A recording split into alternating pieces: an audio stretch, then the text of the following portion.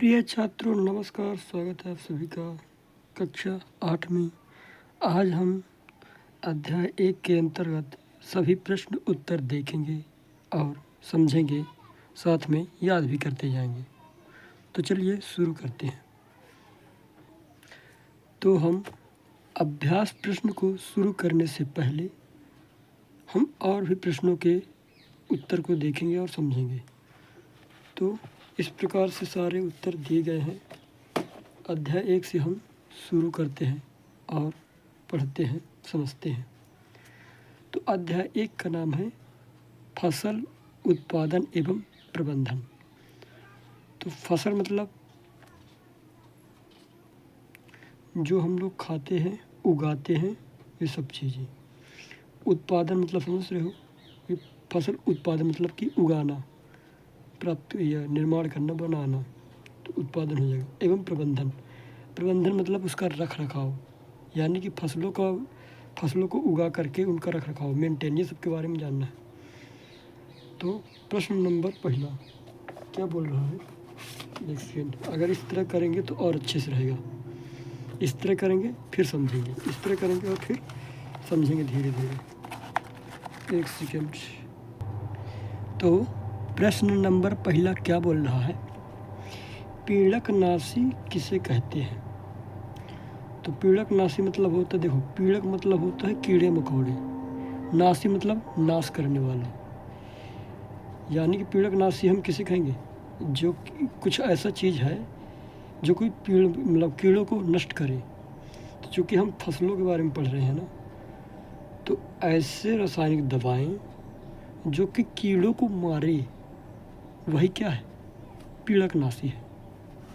तो देखो क्या है, फसल या फसल उत्पादकों को हानि पहुंचाने वाले जीवों को मारने वाली रासायनिक दवाओं को पीड़कनाशी कहते हैं। अगर आपको समझ में नहीं आया तो देखो, मान चलो ये खेत है, ठीक। अब यहाँ बहुत सारे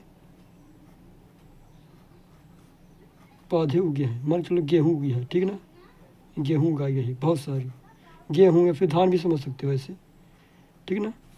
तो आप जानते हो कि यहाँ कीड़े भी रहते हैं, छोटे छोटे, बहुत सारे छोटे छोटे कीड़े रहते हैं, है ना, जो कि क्या करेंगे, पौधों को नुकसान पहुँचाएंगे।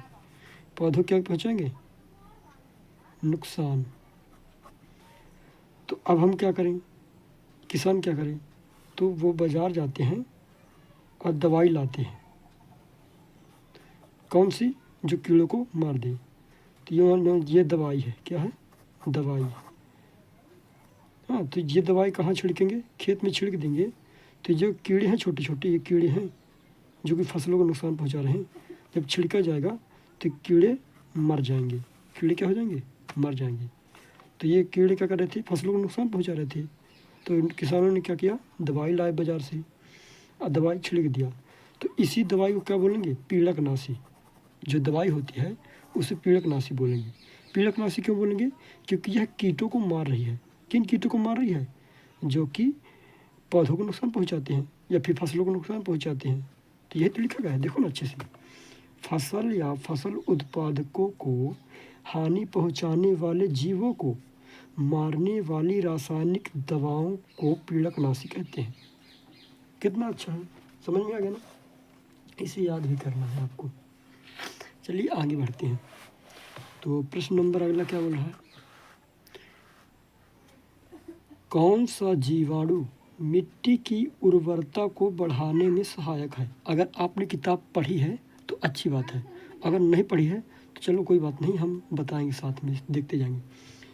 तो पूछ रहा है कौन सा जीवाणु है, यानी कौन सा छोटा सा जीव है, सूक्ष्म जीव है, जो कि मिट्टी की उर्वरता, मतलब कि उर्वरता शक्ति मतलब जिसमें इसकी खाद समझ सकते हो, यानी कि उर्वरता शक्ति अच्छी रहती है तो पेड़ पौधे अच्छे होते हैं, फसल अच्छी तैयार होती है। तो उस जीवाणु का नाम बताना है जो कि मिट्टी की उर्वरता शक्ति को बढ़ाता है। तो उसका नाम है राइजोबियम। तो राइजोबियम नामक जीवाणु जो कि दलहनी लिखा है, क्या है, दलहनी फसलों की जड़ों में पाया जाता है। तो कौन सा जीवाणु है? राइजोबियम नामक जीवाणु है। कौन सा जीवाणु? राइजोबियम, जो कि कहाँ पाया जाता है? दलहनी फसलों के जड़ों में। तो दलहनी फसलों के जैसे कि चना हो गया, मटर हो गई, सोयाबीन हो गया। मान के चलो ये सोयाबीन का पौधा है, मान के चलो ऐसे समझने के लिए, ठीक है ना। ये सोयाबीन का पौधा है, ये मिट्टी क्लियर हो गई, यहाँ पास जड़ें हैं सोयाबीन की, ठीक। तो राइजोबियम नामक जीवाणु जो होता है, इनके जड़ों में ऐसे गांठ के रूप में, ऐसे गांठ संरचना निकली रहती जड़ों में। इन्हीं गांठ में कौन रहते हैं? राइजोबियम। लेकिन किन किन के जड़ों में रहते हैं? दलहनी। दलहनी मतलब दाल, जिसमें से दाल निकलती है। जैसे सोयाबीन हो गया, इसमें से दाल बनता है ना, और चना हो गया, इससे भी दाल बनता है। तो दलहनी फसलों के जड़ों में राइजोबियम नामक जीवाणु पाया जाता है, जो कि मिट्टी की उर्वरता शक्ति को क्या कर देता है? बढ़ा देता है, ठीक है ना। ये दिखाई दे रहा है, जड़ों में छोटी छोटी गांठ जैसे संरचना है, यहीं पाया जाता है जीवाणु। चलिए आगे बढ़ते हैं। अब क्या है? हरित क्रांति से आप क्या समझते हैं? तो हरित क्रांति अभी ऊपर ऊपर ये समझ लो, हरित क्रांति मतलब पेड़ों से रिलेटिव, पेड़ों मतलब कि खेत से रिलेटिव। तो हरित क्रांति के अंतर्गत क्या क्या आ जाएगा कि इसमें ऐसे बीज या फिर ऐसे पौधे का निर्माण किया जाएगा, फिर ऐसी दवाओं का निर्माण किया जाएगा जिससे कि खेतों में इनकी वृद्धि हो, ऐसा समझ लो। इसको पढ़ते तो देखो क्या कहा है। हरित क्रांति का तात्पर्य कृषि उत्पादन में उस तीव्र वृद्धि से है जो अधिक उपज देने वाले बीजों, रासायनिक उर्वरकों व नई तकनीक के प्रयोग के परिणाम स्वरूप हुई है। अगर यह आपको समझ में नहीं आया था तो फिर से सुनो। क्या देखो, हरित क्रांति का तात्पर्य पूछा ना, तो हरित क्रांति का तात्पर्य पता क्या है? कृषि उत्पादन मतलब कि पेड़ पौधे, मतलब पेड़ पौधे नहीं, जो फसल उगाते हैं उसमें वृद्धि करना। जैसे एक समय ऐसा है, एक ऐसा समय रहा होगा जब धीरे धीरे कृषि में या फिर फसल धीरे धीरे कम होने लगी, है ना। तो क्या किया गया? हरित क्रांति के दौरान क्या किया गया? अच्छे बीजों को बनाया गया, उच्च किस्म के बीजों को बनाया गया, अच्छी किस्म के रासायनिक दवाओं का उपयोग किया जाने लगा, और अन्य भी चीज़ों का उपयोग किया गया। तो इसी के अंतर्गत क्या आएगा? हरित क्रांति। तो हरित क्रांति वही है जो कि फसलों के उत्पादन में वृद्धि और क्या करे, जैसे बीज या फिर रासायनिक दवाओं का, तकनीकी का प्रयोग करें। तो यही क्या है? हरित क्रांति, ठीक। तो हरित क्रांति कभी समझ में आ जाए तो ये समझ लो कि फसलों से जुड़ा हुआ है। हरित क्रांति मतलब फसलों से जुड़ा हुआ। चलो अब अगला पढ़ते हैं। हार्वेस्टर किसे कहते हैं? तो हार्वेस्टर तो आपने देखा होगा ना, गर्मी के समय में या फिर मशीन बड़ी की रहती ना, तो काटने का काम आता है। तो देखो, जिस मशीन के द्वारा फसलों की कटाई की जाती है उसे हार्वेस्टर कहते हैं। समझ में आ गया? हार्वेस्टर किसे कहते हैं? जो फसलों को काटे जल्दी जल्दी, मशीन, एक मशीन बड़ी को देखो ना, हार्वेस्टर, तो वही वाली। अब थ्रेसिंग किसे कहते हैं? थ्रेसिंग आपने देखा होगा, गांव के लोग गांव की भाषा में उसे ठेसर बोल देते हैं। तो देखा होगा आप लोगों ने कि गेहूं के गट्ठे को ऐसे मशीन में डालकर ढोसा जाता है, फिर धीरे धीरे धीरे वो भूसा बना देगा, और जो गेहूं के दाने रहते हैं उसको छन्नी के माध्यम से नीचे कर देगा। देखा होगा आप लोगों ने, है ना। तो ऐसा चित्र में भी दिया गया है, जैसे मशीन है, ठीक ना। तो एक तरफ से डंठल को डालेंगे तो मशीन फिर गोल गोल गोल गोल गोल भूसे को बाहर फेंक देगी, और जो बीज होता है उसको नीचे गिरा देगी, ठीक ना। थ्रेसर भी जान गए। और हार्वेस्टर तो जानते हो, कोई भी मतलब जिससे काटा जाता है फसल को, वही है क्या है? हार्वेस्टर है।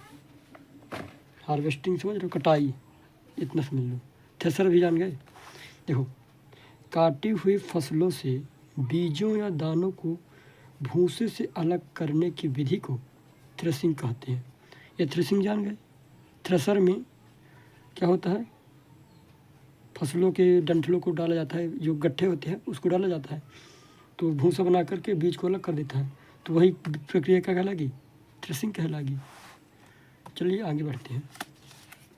तो आपको ये लिखना भी है, जैसे देखो यहाँ से ये हो गया, फिर यहाँ से ये और ये 5वां। तो वीडियो को रोक करके लिखना है। अब आगे बढ़ते हैं। अब आगे है कंबाइन मशीन। कंबाइन मशीन किसे कहते हैं? तो कंबाइन मशीन शब्द ही बोल रहा है कंबाइन, मतलब कि एक से अधिक काम करना, यानी कि ऐसी मशीन जो कि कटाई का भी काम करे और बीजों को भी अलग करे, यानी थ्रेसिंग वाला काम भी करे, तो वह कंबाइन मशीन कहलाया जाएगा। देखो, वह मशीन जो हार्वेस्टर यानी कटाई वाला काम, वह मशीन जो हार्वेस्टर तथा थ्रेसर दोनों का कार्य करता है, कंबाइन मशीन कहलाता है। देखो, आपको चित्र भी दिखा देते हैं। ये वाली तो मशीन देखोगे ना, ये है ना, तो ये क्या है? कंबाइन मशीन है। इधर से फसल को काटती है, तो ये तो क्या कहलाया जाएगा? हार्वेस्टर कहलाया जाएगा। इसको मशीन को हार्वेस्टर बोल देते हैं ना। तो इधर से काटेगा मशीन को, इसके अंदर जब ये जाएगा पूरा फसल, तो इसी के अंदर बहुत सारी मशीनें होती है जो कि भूसे को या फिर चारा को यहाँ से निकाल देगी, और जो बीज होते हैं अपनी टंकी में स्टोर कर रहती है, और लास्ट में इस डब्बे के जो खांचा बना है के द्वारा बाहर निकाल देती है। तो कंबाइन मशीन भी आप जान गए होंगे, ठीक, जो दोनों काम कर ली। अब आगे बढ़ते हैं। तो पीड़कनाशियों के उपयोग से होने वाले लाभ एवं हानियाँ बताइए। तो पीड़कनाशी मतलब रासायनिक दवाएं। कौन सी रासायनिक दवाएं? जो कि कीटों को मारे। तो अब जो दवा हम खेत में डाल रहे हैं उनके कुछ न कुछ लाभ भी होंगे और कुछ न कुछ हानियाँ भी होगी, तो उन्हें हम लिखेंगे। सॉरी। तो सबसे पहले इनकी हानियों को, लाभ को देख ले रहे हैं। तो देखो, पहला लाभ में क्या लिखना है? पीड़कनाशियों के उपयोग से पौधों को हानि पहुंचाने वाले जीव नष्ट हो जाते हैं तथा इसके उपयोग से पौधों को हानि नहीं पहुंचती है। तो देखो, इसका मतलब क्या कह रहा है कि जो हम रासायनिक दवा का उपयोग कर रहे हैं, इस दवा का जो उपयोग कर रहे हैं जिसे फसल में डालें, तो इसका लाभ क्या है? जो खराब वाले कीड़े हैं, मतलब जो फसल को ख़राब कर देते कीड़े, उनको ये मार देती है और फसल को भी नुकसान नहीं पहुंचाती। ये पहला हो गया। और दूसरा क्या है? पौधे रोग मुक्त रहते हैं तथा फसल उत्पादन भी अधिक होता है। उत्पादन लिखा है इधर पास, उत्पादन भी अधिक होता है, यानी कि दूसरे में क्या बोला है? देखो, जब कीड़े मकोड़े मर जाएंगे तो इनमें रोग उत्पन्न नहीं होगा, है ना। जब रोग उत्पन्न नहीं होगा तो फसल अच्छी उगेगी। यही तो बोला गया है कि पौधे रोग मुक्त रहते हैं तथा फसल उत्पादन भी अधिक होगा। ये दोनों चीज़ जान गए। अब हानि के बारे में जान, इससे हानि क्या है लेकिन। तो देखो, पहले नंबर हानि में क्या है? पीड़कनाशियों के उपयोग से हानिकारक कीटों के साथ साथ लाभदायक कीट व सूक्ष्मजीव भी नष्ट हो जाते हैं। तो देखो, पीड़कनाशी जो रासायनिक दवा है उससे हानि क्या है कि ठीक है, हम पीड़कनाशी का उपयोग तो कर रहे हैं, लेकिन इससे तो देखो, जो बुरे कीड़े हैं, बुरे कीड़े, तो बुरे कीड़े तो मर जा रहे हैं, लेकिन इस रासायनिक दवा से जो अच्छे कीड़े हैं ना, अच्छे कीड़े, वो भी बेचारे मर जा रहे हैं। और जो अच्छे वाले सूक्ष्म जीव हैं, जो अच्छे वाले सूक्ष्म जीव छोटे छोटे जो रहते हैं, जो पौधों को लाभ पहुंचाते हैं, वो भी मर जाते हैं बेचारे। तो इससे नुकसान देखो ना, इससे नुकसान क्या हुआ कि अच्छे वाले कीड़े भी मर जाते हैं, और जो छोटे छोटे जीव होते हैं जो पौधों को अच्छा पोषण प्रदान करवाने में सहायता करते हैं, तो वो भी बेचारे मर जाते हैं। तो ये एक नुकसान हो गया इसका, पीड़कनाशी का।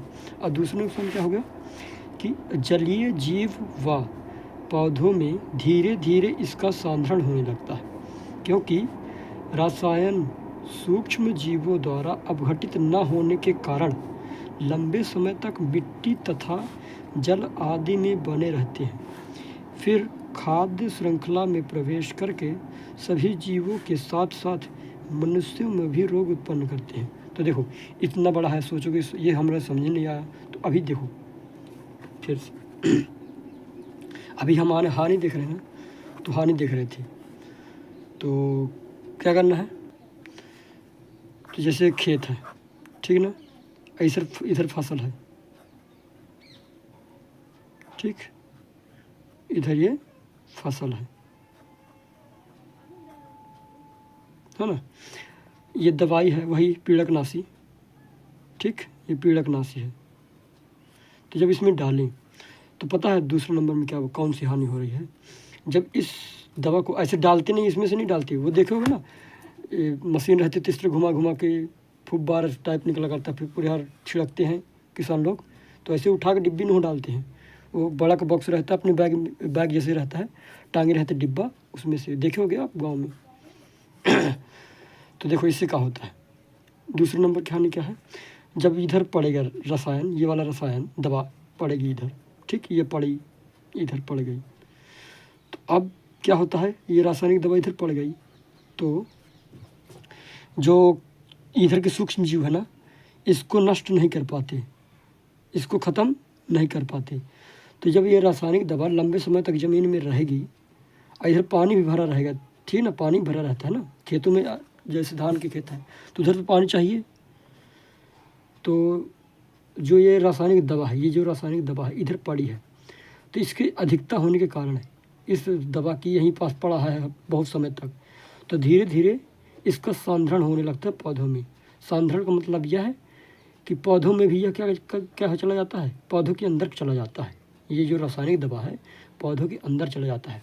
तो अब इससे क्या हानि होगी, एक तो पौधा अच्छे से ना हो सुनो, तो इससे खाद्य श्रृंखला में क्या हो जाएगी, गड़बड़ी हो जाएगी। खाद्य श्रृंखला मतलब समझ लो, जब ये रासायनिक दवा पेड़ के अंदर चली गई बहुत समय तक, जब बहुत समय तक रहेगी ना तब चली जाएगी अंदर, है ना, तो बहुत समय तक दवाई रही आई, अब धीरे धीरे कहाँ घुस गई, पेड़ के अंदर। जब पेड़ के अंदर चली जाएगी तो फूल फल पत्ती में सबली तरफ क्या पहुँच जाएगा, ये रासायनिक दवा।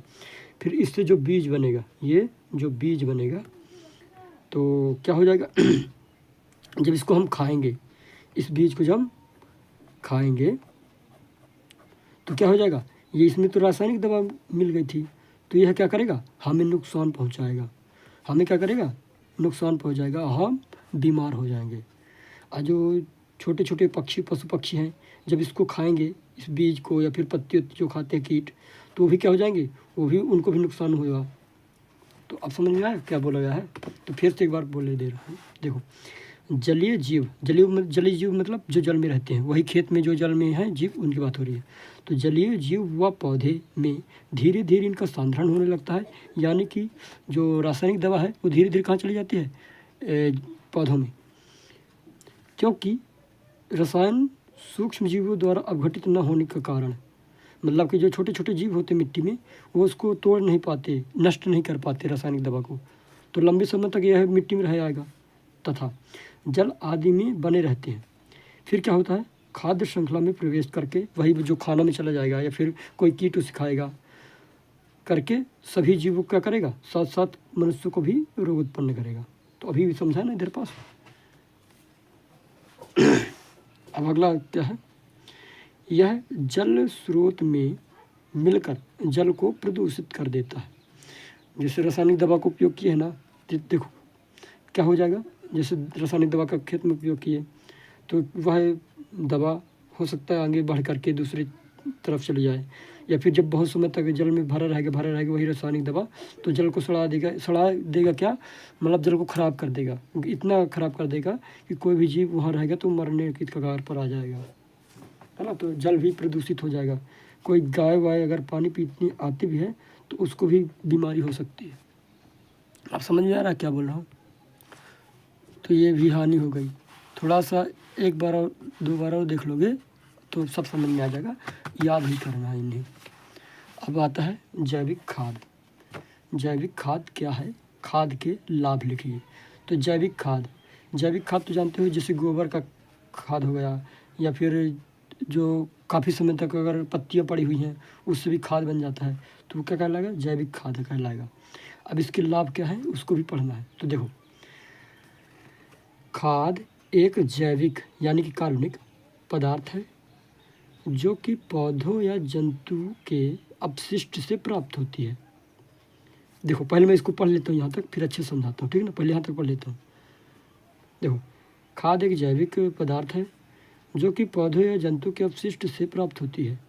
किसान पादप एवं जंतु के अपशिष्टों को एक गड्ढे में डालते हैं तथा इसका उपयोग अपघटन इधर पास अपघटन होने के लिए खुले में छोड़ देते हैं।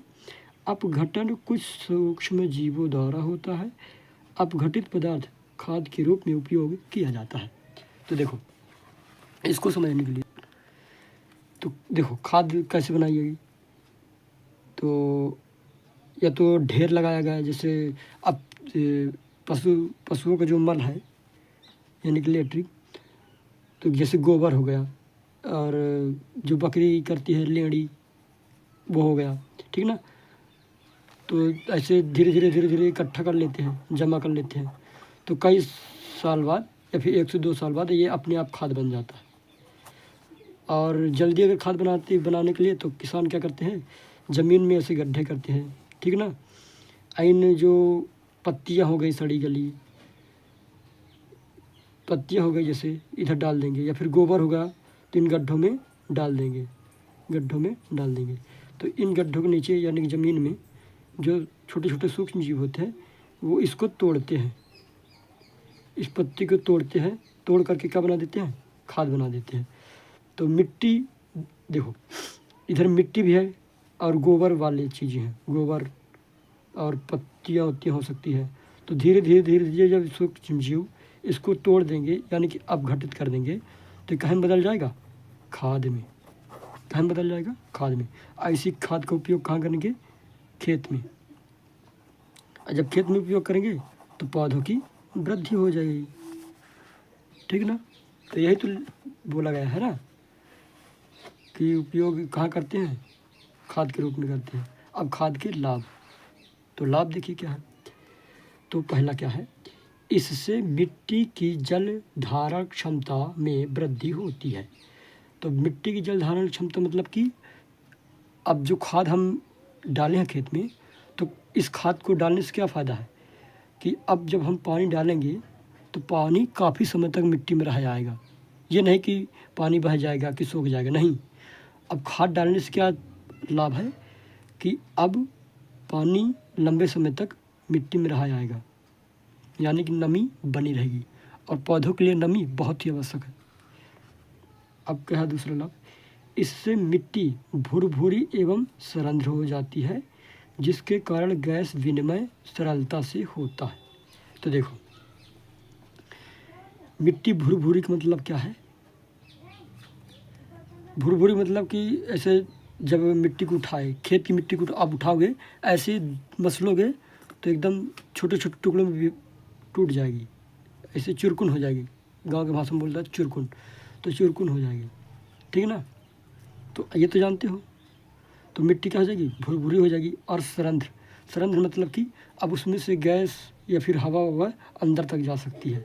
तो जो पेड़ों के नीचे जो बैक्टीरिया वो जीवाणु होता है, वही राइजोबियम वाला, तो नाइट्रोजन का स्थिरीकरण कर लेगा अपने में,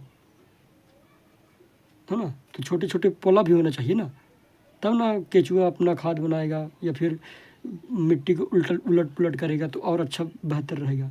तो इससे ये वाला फायदा होगा। और क्या है, इससे मित्र जीवाणु की संख्या में वृद्धि हो जाती है। वही मित्र जीवाणु मतलब जैसे केचुआ हो गया, तो जब मिट्टी भुरभुरी होगी और थोड़ी अच्छी वाली रहेगी, नमी भी बनी रहेगी, तो केचुए जो हैं, जो मित्र जीवाणु अन्य भी बहुत सारे होते हैं, तो उनको और अच्छा रहेगा, वो लोग और अच्छे से ग्रोथ कर पाएंगे, वृद्धि कर पाएंगे।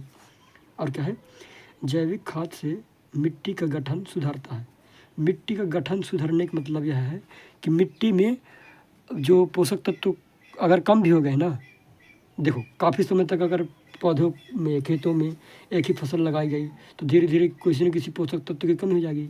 लेकिन जब हम खाद डालते हैं, जो पोषक तत्वों की कमी रही होगी ना, तो वो भी पूरी हो जाएगी, यानी कि मिट्टी की गठन सुधर जाएगा। ये भी समझ में आ गया। भले ही ये बड़े बड़े हैं, लेकिन आप 2 बार 3 बार आप पढ़ोगे तो आपको खुद याद हो जाएगा, और थोड़ा सा समझ के पढ़ोगे तो और अच्छा है। अब देखो फसल किसे कहते हैं। तो जब एक ही किस्म के पौधे किसी स्थान पर बड़े पैमाने पर उगाए जाते हैं तो इसे फसल कहते हैं। कुछ लोग तो इतने में ही समझ गए होंगे, और जिनको समझ में नहीं आया तो देख लो। जैसे ये खेत है, ठीक, तो ये मान चलो इधर पास चावल है, ये चावल की फसल लगाई गई, तो चावल ये बहुत बड़ा खेत है, ठीक ना। तो इधर केवल चावल लगाया गया है, ये चावल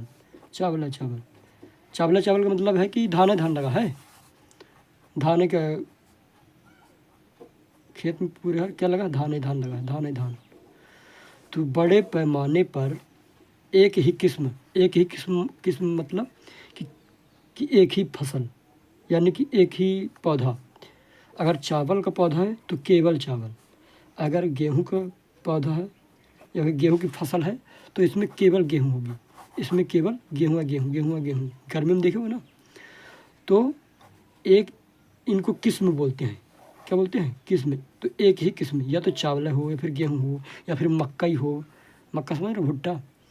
तो केवल एक ही किस्म के पौधे को बड़े पैमाने में उगाना, बड़े पैमाने मतलब कि बहुत बड़े खेत में उगाना इकट्ठा, तो वही क्या कहलाएगा, फसल कहलाएगा। समझ में आता गया।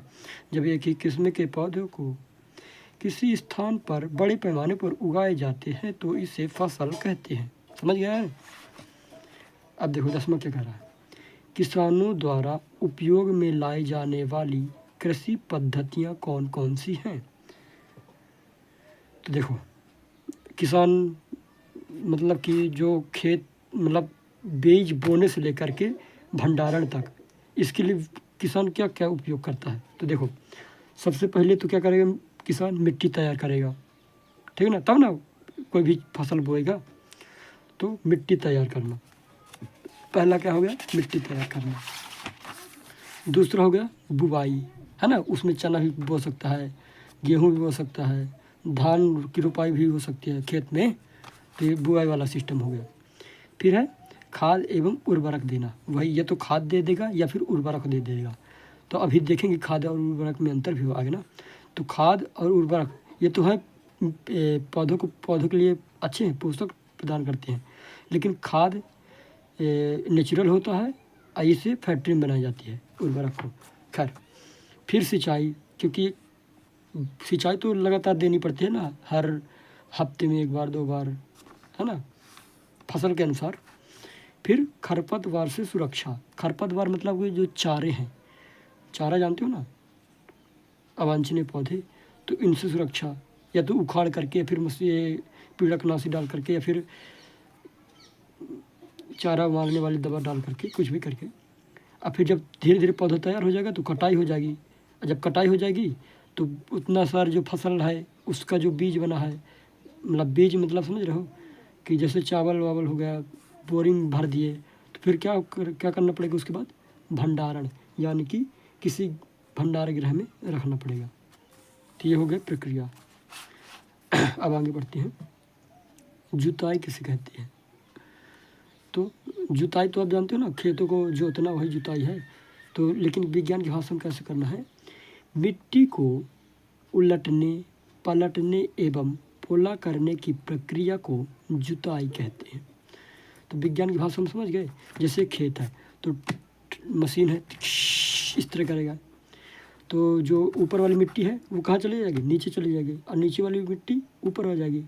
तो ये उलट पलट हो गया ना। तो ये उलटने और पलटने, और पोला मतलब अब पोला मतलब हल्का हल्का छेद हो जाएगा।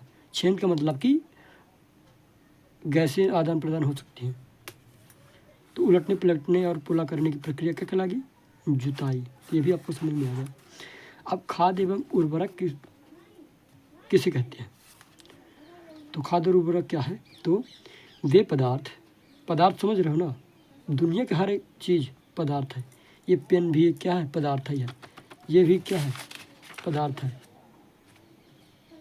पेन की ढक्कन से लेकर मोबाइल भी क्या है? पदार्थ ही है ना। कॉपी किताब ये सब क्या पदार्थ है? ईंटा ऊँटा सब पदार्थ ही है ना। तो वे पदार्थ, यानी कि अब उनकी बात हो रही है जो कि पौधों को लाभ पहुँचाए। तो ये पेन थोड़े पौधों को लाभ पहुँचाएगी।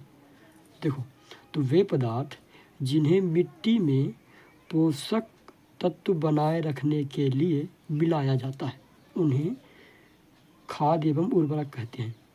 खाद या उर्वरक कैसे कहेंगे? या तो छिड़का जाता है या फिर मिलाया जाता है। तो कौन से पदार्थ? जो कि मिट्टी को पोषक प्रदान करें। अब ये पेन ऑन मेकेंगे मिट्टी में ऐसे, तो ये लाभ थोड़ी पहुँचाएंगे। तो इसलिए ये पेन ऑन को नहीं कहना है। इधर वे पदार्थ यानी कि उन पदार्थों की बात हो रही है जो कि पेड़ पौधों को या फिर जो फसल को पोषक तत्व दें, तो उन्हें क्या बोलेंगे? खाद या उर्वरक, जो कि क्या मिलाया जाता है मिट्टी में, या तो छिड़क करके या फिर डाल करके, है ना, ऐसे। अब सील ड्रिल, सील ड्रिल क्या है? इसके फ़ायदे लिखिए। तो यह उपकरण बुवाई के लिए ट्रैक्टर में उपयोग किया जाता है। इसके फ़ायदे निम्न प्रकार हैं। तो सील ड्रिल तो आपने देखा होगा ट्रैक्टर के पीछे इस तरह करते हैं जो, तो देखो, तो क्या करना है, क्या कैसे लिखना है कि यह उपकरण, यानी कि सील ड्रिल की बात हो रही है। तो सील ड्रिल बुवाई के लिए ट्रैक्टर में उपयोग किया जाता है। इसका फ़ायदा इस प्रकार है। तो सील ड्रिल का उपयोग क्या है? बुआई में जो फसल है ना उसके लिए, जो बीज हैं दूर अलग अलग दूरी में, समान दूरी में रहे। तो देखो क्या है, इसके इस्तेमाल से बीजों में समान दूरी एवं गहराई बनी रहती है। यानी कि जैसे दांते होते ना, दांते बने रहते हैं, इधर बीज पड़ा रहता है ना। फिर जब ट्रैक्टर चलेगा तो इसके सहारे से, इसके अंदर से नली जैसी संरचना रहती है, पाइप के द्वारा ऐसे बीज जाएगा और इधर गिरता रहेगा, एक एक लाइन में गिरता रहेगा, है ना। इसमें से भी गिरेगा, इसमें से भी गिरेगा, इसमें से गिरेगा, तो समान दूरी पर गिरेगा। यानी कि पास पास नहीं, थोड़ा सा दूर, तो इतना दूर, मतलब समझने के लिए बोल रहा हूँ। ये नहीं कि वहीं पास 5-6 बीज इकट्ठा हो गया, नहीं, थोड़ा दूर समान दूरी पर गिरता है। और इसके उपयोग से श्रम और समय की बचत होती है। कि देखो, जब पहले जाओगे तो खेतों में क्या करते थे? बैल से जुताई भी करते थे, अब बैल से भी क्या करते थे? बीजों को अंदर मतलब गिराते थे ज़मीन के अंदर। तो उसमें तो एक एक कुसिया रहती है, कुसिया समझ रहे हो ना, जिससे जोताई की जाती है।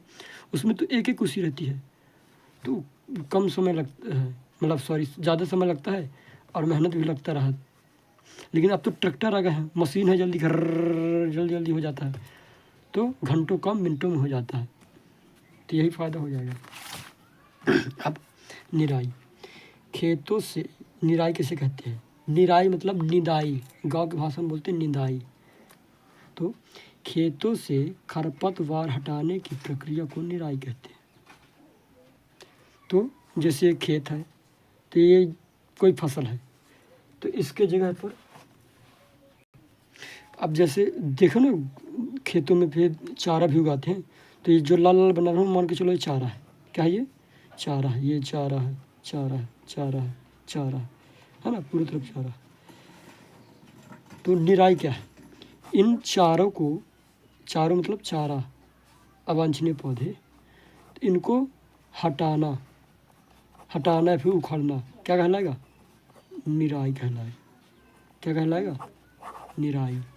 समझ में आ गया? तो यह तो लिखा है इधर पास, खेतों से खरपतवार हटाने की प्रक्रिया को निराई कहते हैं। अब मिट्टी में रहने वाले केचुए देखो ना, छोटे छोटे पतले, तो कछुआ नहीं बोला, केचुआ बोला, बरसात के मौसम में देखे होंगे आपने। तो मिट्टी में रहने वाले केचुए एवं सूक्ष्म जीव किसानों के मित्र हैं। कैसे?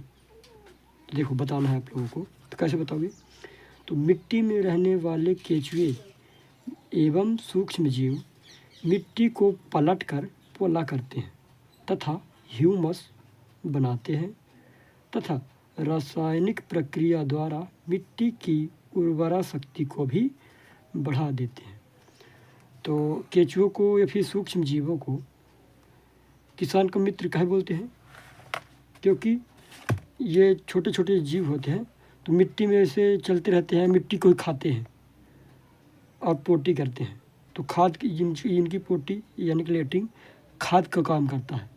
और जब ऐसे ऊपर नीचे जाते हैं, फिर ऊपर नीचे जाते हैं, तो इससे क्या हो जाता है? मिट्टी पोला हो जाती है। पोला मतलब छिद्रमयी हो जाती है या फिर भुरभुरी हो जाती है। और इसके पोटी से क्या हुआ? ह्यूमस बना। ह्यूमस मतलब कि जो कि इसमें ह्यूमस में बहुत सारे पोषक तत्व होते हैं। किन के लिए? पेड़ पौधों के लिए। ह्यूमस मतलब नमी वाला क्षेत्र बना देंगी, या फिर ये समझ सकते हो कि उसमें पोषक तत्व बहुत ज़्यादा मात्रा में आ जाता है ना। तो ये सूक्ष्म जीव और केंचुए क्यों मित्र हैं? क्योंकि ये ज़मीन को पोला करते हैं, मतलब पलटते हैं और पोला कर देते हैं, और साथ में क्या करते हैं? ह्यूमस बना देते हैं। तो इससे क्या हो जाता है? मिट्टी की उर्वरा शक्ति बढ़ जाती है। उर्वरा शक्ति मतलब कि जो फसल है इसमें से अब और अच्छे से उगेगा, क्योंकि उस मिट्टी में क्या हुआ? पोषक तत्व बढ़ गया। किन की वजह से? सूक्ष्म जीवों एवं केंचुओं की वजह से। समझ में आ गया? अब आगे बढ़ो। फसल चक्रण क्या है? तो ये तो और आसान है। फसलों को अदल बदल कर बोना फसल चक्रण कहलाता है। तो फसल चक्र कुछ नहीं, जैसे फसल चक्रण देखो, जैसे खेत है, ये भी खेत है या फिर यही खेत है, तो मान के लो इस वर्ष गेहूँ बोया गया, तो अगले वर्ष इधर पास हम चना और राई बो देंगे। फिर अगले वर्ष यहाँ हम अगर चाहें तो सोयाबीन बो दें। फिर अगले वर्ष गेहूँ फिर से बो सकते हैं। फिर अगले वर्ष अरहर बो देंगे। तो यही है, फसल को अदल बदल कर बोना क्या कहलाएगा? फसल चक्रण। लेकिन इसका फ़ायदा है, फसल चक्रण का फ़ायदा होता है। फिर देखो, फ़ायदा बहुत सारा है। अगर फसल चक्रण का उपयोग ना किया जाए तब क्या होगा? मान के लो यहाँ 10 साल तक गेहूँ उगाया गया, गेहूँ उगाया गया, तो अब धीरे धीरे कुछ पोषक तत्व कम हो जाएंगे, क्योंकि जो पोषक तत्व का उपयोग ये गेहूँ कर रहा है तो भाई धीरे धीरे तो ख़त्म हो जाएगा वो। और जब ख़त्म हो जाएगा तो धीरे धीरे फसल की कमी होने लगेगी। लेकिन फसल चक्रण का फ़ायदा क्या है कि मान चलो एक बार आपने गेहूँ बोया, अगली बार आपने चना बो दिया, तो सोचो चना के जड़ों में राइजोबियम नामक जो जीवाणु होता है वह तो मिट्टी के लिए अच्छा है। तो इससे फ़ायदा हो रहा है कि नहीं फसल चक्र से? तो मेन बात अपन को फसल चक्रण समझना था। तो फसलों को अदल बदल कर बोना फसल चक्रण कहलाता है। अब बाकी आप जान गए फसल चक्रण का फ़ायदा। अब सिंचाई के पारंपरिक तरीके मतलब कि बहुत पुराने तरीके, हमारे पूर्वज किन तरीकों का उपयोग करते थे, या फिर बहुत साल पहले जो इंसान थे वो सिंचाई करने के लिए क्या क्या करते थे? तो किनका उपयोग करते थे? मोट यानी कि घिरनी का उपयोग करते थे, चेन पंप का उपयोग करते थे, ढेकली का उपयोग करते थे और रहट का उपयोग करते थे। इधर पास चित्र भी दिया गया,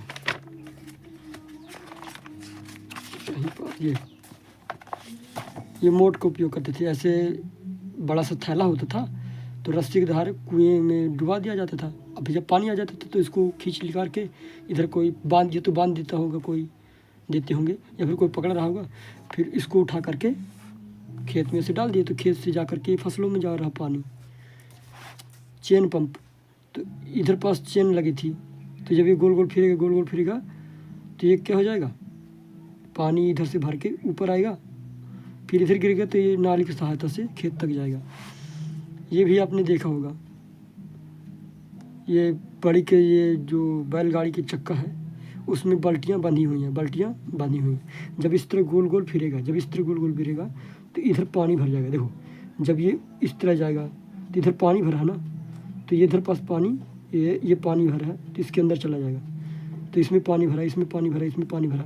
जब ये उल्टा होंगी इस तरह, तो इधर का पानी नीचे गिरेगा और नीचे गिर के यहाँ आएगा। और यहाँ से कहाँ चला जाएगा, खेतों में चला जाएगा, या फिर नाली बनी होगी तो बहुत दूर तक खेतों में जाएगा। समझ में आ रहा है। इधर ढेकली का उपयोग किया जाएगा। ये लकड़ी है, तो लकड़ी का वजन जब पड़ेगा तो पानी ऊपर आ जाएगा बाल्टी में।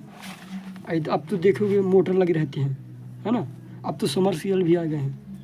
तो अब ये छिड़काव वाला ड्रिप वाला देखे होंगे कि बहुत सारी पाइप लगी रहती हैं। अब पाइपों में ये नोजल लगे रहते हैं और नोजल से बहुत दूर तक फव्वारे जैसे पानी निकलता है। आपने देखा होगा ना। तो ये वाले सिंचाई वाले पारंपरिक तरीके, ये हालांकि पारंपरिक तरीके में केवल ये आएगी, है ना। मोटर वोटर तो अभी नए तरीका है। पारंपरिक तरीके में ये 4 ठो लिखना है आपको। तो फाइनली अब हम कहाँ पहुँच चुके हैं, अभ्यास प्रश्न में, यानी कि अपने किताब वाले में। ये हो गया। तो यहाँ से अपन अभ्यास प्रश्न से शुरू करते हैं। तो क्या है, उचित शब्द छांटकर रिक्त स्थानों की पूर्ति कीजिए, यानी कि इनमें से चुन करके हमें इनमें भरना है। तो एक स्थान पर एक ही प्रकार के बड़ी मात्रा में उगाए गए पौधों को क्या कहते हैं, फसल कहते हैं, है ना। एक ही स्थान पर बहुत सारे पौधों को, एक ही किस्म के पौधा को उगाने का कहते हैं फसल।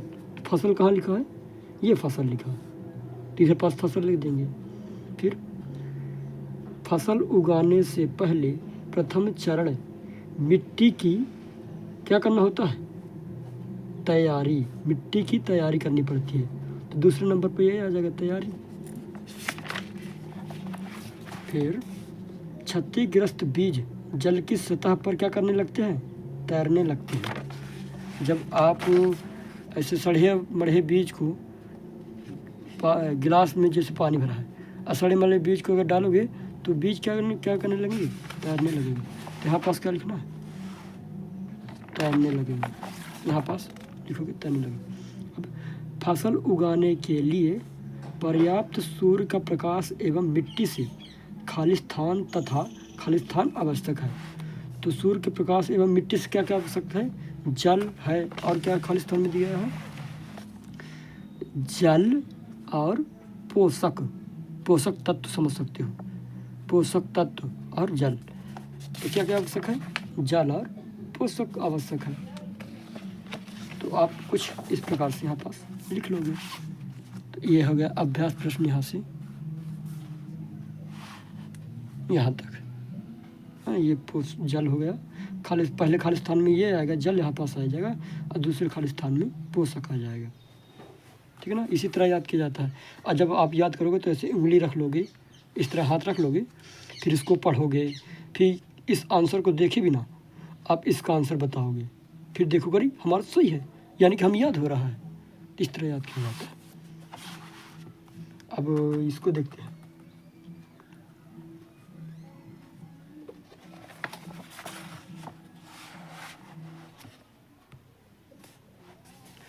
तो सही जोड़ी मिलाना है। तो खरीफ की फसल, तो आपको पता होना चाहिए खरीफ की फसल किसे कहते हैं, जिसे कि बरसात में बोया जाता है, यानी कि वर्षा ऋतु में बोया जाता है। तो वर्षा ऋतु में कौन कौन बोया जाता है, धान और मक्का। मतलब अगर और भी होता तो वो भी लिखा जाता, है ना।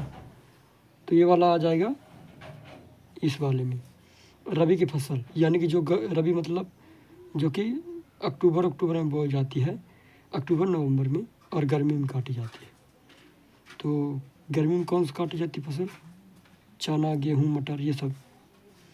रासायनिक उर्वरक, तो रासायनिक उर्वरक के उदाहरण क्या है, पशु अपशिष्ट पदार्थ है, नहीं, ये तो ये वाला तो नहीं है। यूरिया एवं सुपर फास्फेट, ये यूरिया व बोरी यूरिया आपने सुना होगा, नाम देखा भी होगा। तो ये वाले हो गए। अब क्या है, कार्बनिक खाद।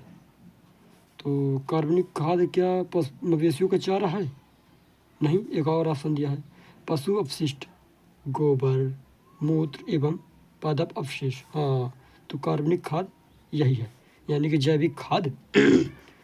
इसका भी आंसर हो गया। तो यहाँ पास आप देख भी सकते हो कि रबी की फसल में धान, मक्का, मतलब खरीफ की फसल में धान, मक्का, रबी की फसल में गेहूँ, चना, मटर, ये जोड़ी आप मिला सकते हो। उत्तर इस तरह है। अब प्रश्न अगला, प्रश्न नंबर 3 क्या बोल रहा है, निम्न के दो उदाहरण दीजिए, खरीफ की फसल के उदाहरण और रबी की फसल के उदाहरण। तो आप चाहें तो खरीफ की फसल के उदाहरण कहाँ, ये है, तो धान और मक्का लिख सकते हैं। रबी फसल में दो क्या क्या लिख सकते हैं, गेहूँ चना, है ना, तो इसके दो उदाहरण ये हो गए। तो आप ये भी लिख सकते हो चाहो तो इन दोनों को, ये प्रश्न नंबर 3 है। तो यहाँ पास उत्तर 3, उत्तर 3। तो रबी की खरीफ की फसल ये हो गई, धान मक्का सोयाबीन मूंगफली आदि। तो हालांकि 2 लिखना है, लेकिन हमने इसलिए लिखा ताकि आपको याद भी रहे। और रबी की फसल में इधर पास लिख लेना आप रबी की फसल। फिर रबी की फसल में क्या आएगा, गेहूँ चना मटर सरसों अलसी आदि, है ना। ये तो खरीफ की फसल हो गई, ये वाली रबी की फसल हो गई, रबी की फसल। इसके बाद यहाँ से गेहूँ चना मटर, है ना। अब प्रश्न नंबर 4, निम्न पर अपने शब्दों में एक एक पैराग्राफ लिखिए। एक एक पैराग्राफ लिखना है ना। तो किन में लिखना है, मिट्टी तैयार करना, इस पर बड़ा का पैराग्राफ लिखना है। बुआई, इस पर भी निबंध लिखना है। निबंध समझ लो, पैराग्राफ समझ लो, कोई दिक्कत नहीं। और निराई क्या है, इसके बारे में पूरी जानकारी देना है। थ्रेसिंग, इसके बारे में पूरी जानकारी देना है। तो मिट्टी तैयार करना, इसमें के बारे में क्या करना है, तो इस प्रक्रिया में प्रथम कार्य मिट्टी को पलटना तथा इसे पोला बनाना है। इससे जड़ें भूमि की गहराई तक चली जाती हैं। पोला मिट्टी में जड़ें सरलता से श्वसन कर सकती हैं। पोली मिट्टी में केंचुओं और सूक्ष्म जीवों की वृद्धि होती है, जो मिट्टी को और पलटकर पोला करते हैं तथा ह्यूमस बनाते हैं। इसके बाद खेतों में हलों के माध्यम से जुताई की जाती है। फिर बुवाई हेतु खेत को पाटल की सहायता से समतल किया जाता है। तो ये आपको समझ में आ गया होगा। मिट्टी तैयार करने में क्या होता है, तो जुताई उताई होती है, और जो इसके अंदर जो छोटे छोटे सूक्ष्म जीव होते हैं या फिर केंचुए होते हैं वो पोला करते हैं, है ना। तो ह्यूमस बनता है इससे, है ना। जब ह्यूमस बनेगा तो आप फिर धीरे धीरे बुआई की प्रक्रिया चालू होगी। फिर इसमें बीज भी बोएंगे। और कहाँगा, जब इसमें बीज बोएंगे, अच्छा बीज बुआई तो यहाँ पास, चलो इसके आगे पढ़ते हैं। तो मिट्टी तैयार करना हो गया ना, अब बुआई वाला देखते हैं। तो यह खेतों में बीज डालने की विधि है। बुआई क्या है, खेतों में बीज डालने की विधि। इसके लिए अच्छी गुणवत्ता वाले बीजों का चयन किया जाता है। अच्छी गुणवत्ता वाले बीज अच्छी किस्म के साफ एवं स्वस्थ बीज होते हैं। ये बीज अधिक उपज देते हैं। बीजों की बुवाई के लिए परंपरागत औजारों को उपयोग में लाते हैं।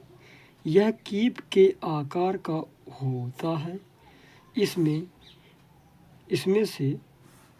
से होकर बीज 2-3 नुकीले सिरों वाले पाइपों से होकर गुजरते हैं।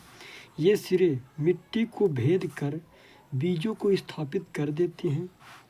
आजकल बुवाई के लिए ट्रैक्टर द्वारा संचालित सील ड्रिल से की जाती है। इससे बीज समान दूरी और गहराई पर रहते हैं तथा मिट्टी द्वारा ढक जाते हैं। तो देखो बुआई क्या है, बुआई बीजों को बोना, वही क्या है, बुआई है। तो हम बुआई, तो या तो हम जो पहले बैल वाला था उसमें कीप लगी होती थी, तो जब इस तरह कीप में जब दाने डालेंगे तो धीरे धीरे कुसिया से होते हुए इधर जाएगी, और जब जोतेगा तो इधर से दाने गिरते जाएंगे। और अब क्या आ गई हैं, मशीनें आ गई हैं, यानी कि ट्रैक्टर, सील ड्रिल। तो सील ड्रिल में अब क्या होता है, बहुत सारे खांचे बने रहते हैं। तो इधर से चलता जाएगा और इधर से बीज अंदर से होता हुआ ज़मीन में जाता जाएगा, तो पर्याप्त दूरी में भी रहेगा, है ना। और मिट्टी में जैसे बीज गिर गया, मतलब मिट्टी में चला गया, तो फिर जुताई मतलब सॉरी जो कुसिया होती है तो मिट्टी को इसके ऊपर चढ़ा देती है, किसके ऊपर, बीज के ऊपर। तो इससे क्या फ़ायदा होता है कि अब यह बीज जब दब गया तो कोई पक्षी इस बीज को नुकसान नहीं पहुंचाएगा और ना खा पाएगा, तो बीज लंबे समय तक बचा भी रहेगा और पानी वानी पा जाएगा तो बड़ा भी हो जाएगा। अब इसके बाद आती है प्रक्रिया निराई, मतलब कि यहाँ पास का हम देख रहे हैं ना, देखो मिट्टी तैयार करना हो गया, बुआई हो गया, अब निराई देखते हैं। तो निराई, खेतों में फसल के साथ कई अवांछनीय पौधे प्राकृतिक रूप से उग आते हैं। ये अवांछित पौधे खरपतवार कहलाते हैं।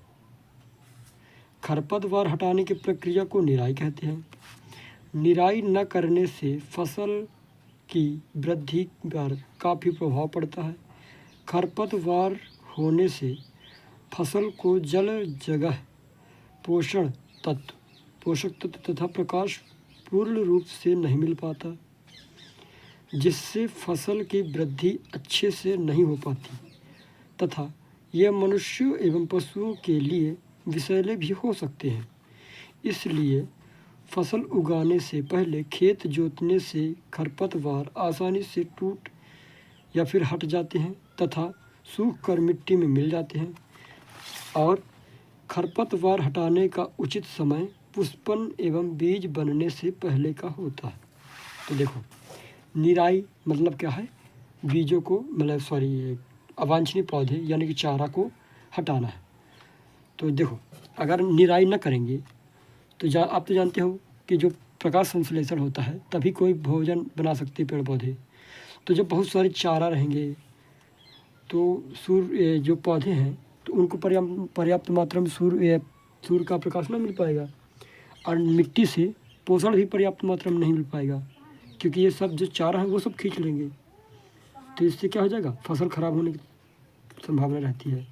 और जो कई चारे ऐसे हैं जो नुकसान पहुंचाते हैं, तो इनको हटाना जरूरी है कि नहीं। तो यही क्या है, प्रक्रिया निराई है। और चारा या खरपतवार को कब हटाना चाहिए, उसमें फूल लगने से पहले। फूल लगने से पहले क्यों, क्योंकि अगर फूल लग गया तो जल्दी ही वो बीज बन जाएगा। अब बीज बन गया तो अगर आप चारा उखाड़ोगे तो हल करके वो बीज फिर ज़मीन में गिर जाएगा, फिर बड़ा हो जाएगा। तो इसलिए पुष्पन से पहले चारों वारों को सबको साफ कर देना चाहिए। अब है थ्रेसिंग। जब फसल पक जाती है तो उसे काटा जाता है। फसल को काटना कटाई कहलाता है। काटी गई फसल से बीजों को अलग किया जाता है, इसे थ्रेसिंग कहते हैं। तो वही थ्रेसिंग वाली परिभाषा इधर जोड़ देनी है, कुछ नहीं। ठीक है, तो यहाँ तक उसका उत्तर हो गया चौथे का। अब पांचवा प्रश्न देखते हैं। स्पष्ट कीजिए, उर्वरक खाद से भिन्न है, इसका मतलब अंतर बताना है। उर्वरक खाद से कैसे भिन्न है, तो देखो उर्वरक एक मानव निर्मित लवण है, यानी कि उर्वरक को इंसानों ने बनाया है। और खाद एक प्राकृतिक पदार्थ है जो गोबर एवं पौधे के अवशेष के विघटन से होता है। तो खाद प्रकृति द्वारा भी बन जाती है, लेकिन उर्वरक हमेशा कौन बनाएंगे, इंसान, मशीनों मतलब फैक्ट्रियों में। तो देखो उर्वरक का उत्पादन फैक्ट्रियों में होता है, यानी कि उर्वरक कहाँ बनता है, फैक्ट्रियों में। लेकिन खाद खेतों में बनाई जाती है या बनाई जा सकती है ना। किसान वगैरह बनाते हैं ना खाद, अभी बताया भी था पिछले समय। तो उर्वरक से मिट्टी को ह्यूमस प्राप्त नहीं होती। जो खाद यूरिया डालते हैं ना, उससे ह्यूमस प्राप्त नहीं होती। लेकिन जो घरेलू खाद होता है उससे ह्यूमस प्रचुर मात्रा में प्राप्त होता है ना। यानी मिट्टी में नमी पर्याप्त मात्रा में बनी रहेगी, इसे समझ सकते हो। अगला क्या है, उर्वरक में पादप पोषक उर्वरक में पादप पोषक जैसे कि नाइट्रोजन, फास्फोरस तथा पोटेशियम प्रचुर मात्रा में होता है। लेकिन खाद में पादप पोषक तुलनात्मक रूप से कम होता है।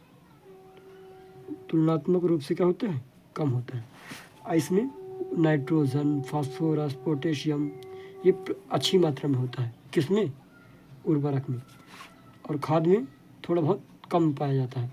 लेकिन खाद का नुकसान नहीं है कोई भी, 100 नुकसान है। उर्वरक के नुकसान है लेकिन खाद के नुकसान नहीं है, खाद के फायदे हैं।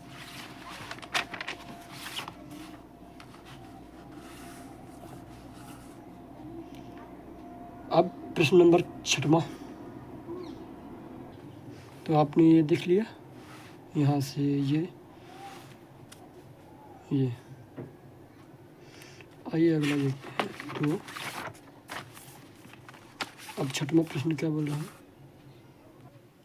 तो प्रश्न नंबर 6वां कह रहा है, सिंचाई किसे कहते हैं? जल संरक्षण करने वाली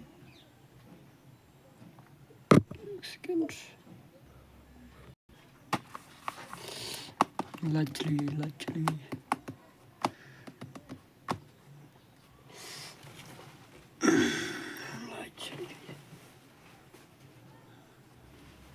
इतने में दिख भी नहीं रहा। चलो इसको बाद में देखते हैं, थैंक यू। अगला इसके बाद बनाएंगे, उसको देख लेना। Thank you.